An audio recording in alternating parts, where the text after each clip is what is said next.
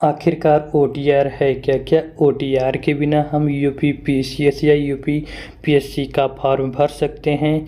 इन सभी के बारे में आज हम चर्चा करने वाले हैं। तो नमस्कार दोस्तों, कैसे हैं आप सब? उम्मीद है आप सब स्वस्थ, मस्त और ज़बरदस्त होंगे। तो दोस्तों, आज हम यूपीपीसीएस में ओटीआर क्या है, इन सभी के बारे में चर्चा करने वाले हैं। क्या हम ओटीआर के बिना यूपीपीएससी का फॉर्म भर सकते हैं या नहीं, इन सभी के बारे में चर्चा करने वाले हैं। तो यूपीपीएससी से यह ओटीआर जो है यूपीपीसीएस या यूपीपीएससी से संबंधित है। यूपीपीएससी के फॉर्म भरने वाले विद्यार्थियों से यह ओटीआर हमारा संबंधित है। जैसे कि यूपीपीसीएस की परीक्षा, यूपीपीएससी आरओ की परीक्षा, या तो यूपीपीसीएस के थ्रू जितने भी परीक्षाएं होती हैं उनसे ओटीआर का मतलब है। तो ओटीआर का उद्देश्य क्या है? ओटीआर का उद्देश्य है कि प्रदेश में जितने भी विद्यार्थी यूपीपीसीएस की तरफ से आने वाले भर्तियों में शामिल होते हैं उनका डाटा इकट्ठा करना है। जैसे कि दोस्तों, आप सभी को पता होगा कि एसएससी के फॉर्म में आपका ओटीआर भरा जाता है। उसमें आपका कुछ पर्सनल डाटा होता है, जैसे कि व्यक्तिगत विवरण, फोटो, हस्ताक्षर, ये सब आपका उसमें होता है। तो आपको उसमें एक रजिस्ट्रेशन नंबर मिलता है और एक पासवर्ड मिलता है। तो आप जाके उसको लॉगिन करते हैं, आपका पर्सनल जो डाटा रहता है वो फिल होके आ जाता है। फिर उसके आगे का प्रोसेस आप भरते हैं। तो ऐसे ही इसमें भी यूपीपीसीएस या यूपीपीएससी में आप सभी का वह ओटीआर आयोग द्वारा जारी किया गया है।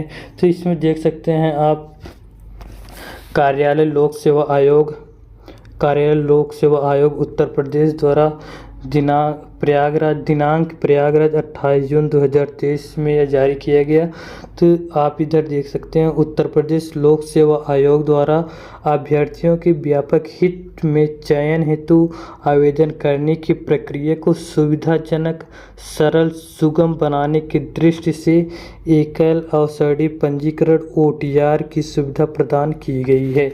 तो दोस्तों, उत्तर प्रदेश लोक सेवा आयोग द्वारा सभी विद्यार्थियों के लिए उनकी सुविधाजनक एवं सरल बनाने के लिए ओटीआर की सुविधा प्रदान की गई। इसमें आप सभी को अपना पर्सनल डाटा फिल करना होगा, जैसे कि व्यक्तिगत विवरण, फोटो, हस्ताक्षर, ये सब आपका पर्सनल डाटा फिल कर देंगे। तो उसके बाद अगर आप भविष्य में कभी भी यूपीपीसीएस या यूपीपीएससी का फॉर्म आता है तो आप अपना रजिस्ट्रेशन नंबर और पासवर्ड ले जाके लॉगिन करेंगे। तो लॉगिन करने के बाद आपका जो पर्सनल डाटा रहेगा वो आ जाएगा। उसके बाद आप कोई भी फॉर्म रहेगा उसके आगे का प्रोसेस आप भर सकते हैं। फिर उसके बाद हम बात करते हैं वर्तमान में एकल अवसरी पंजीकरण ओटीआर प्रक्रिया आयोग की वेबसाइट https://uppsc.up.nic.in पर यथास्थान क्लिक करके वांछित सूचनाएं भरकर पूर्ण की जा सकती है। दोस्तों, आपको ओटीआर की प्रक्रिया आयोग की वेबसाइट जो है https इस क्लिक करके आप अपना ओटीआर का फॉर्म भर सकते हैं। अभ्यर्थीगण एकल अवसरी पंजीकरण ओटीआर प्रक्रिया पूर्ण कर लें, जिससे कि भविष्य में होने वाले विज्ञापन में आवेदन करने में उन्हें कोई असुविधा ना हो।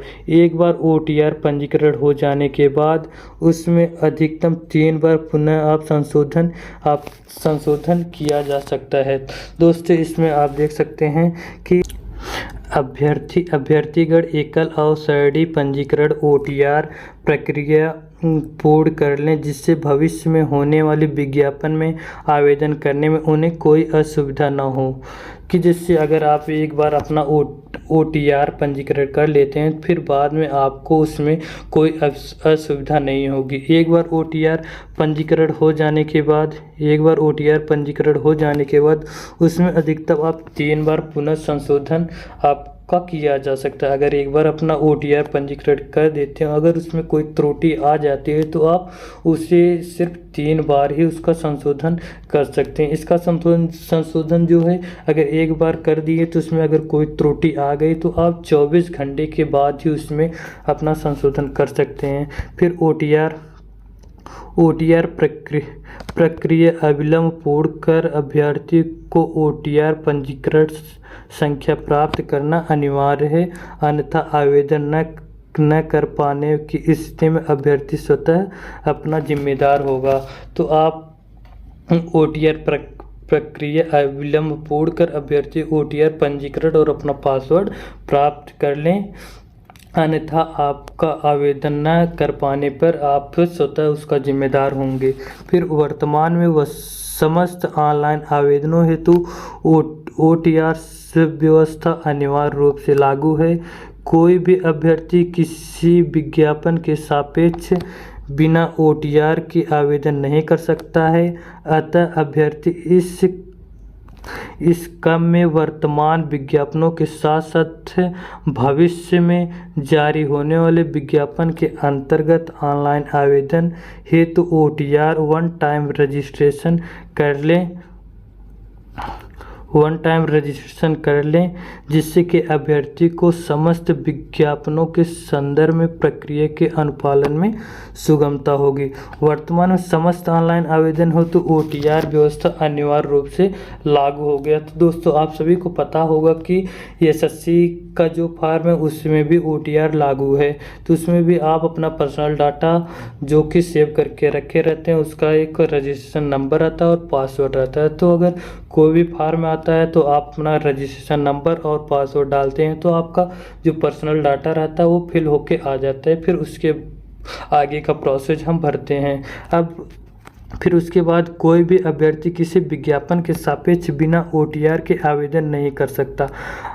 विद्यार्थी को इस क्रम में वर्तमान विज्ञापन के साथ साथ भविष्य में जारी होने विज्ञापन के अंतर्गत ऑनलाइन आवेदन हो तो OTR रजिस्ट्रेशन अपना प्राप्त कर लें, जिससे अभ्यर्थी समस्त विज्ञापनों के संदर्भ में प्रक्रिया के अनुपालन से सुगमता होगी।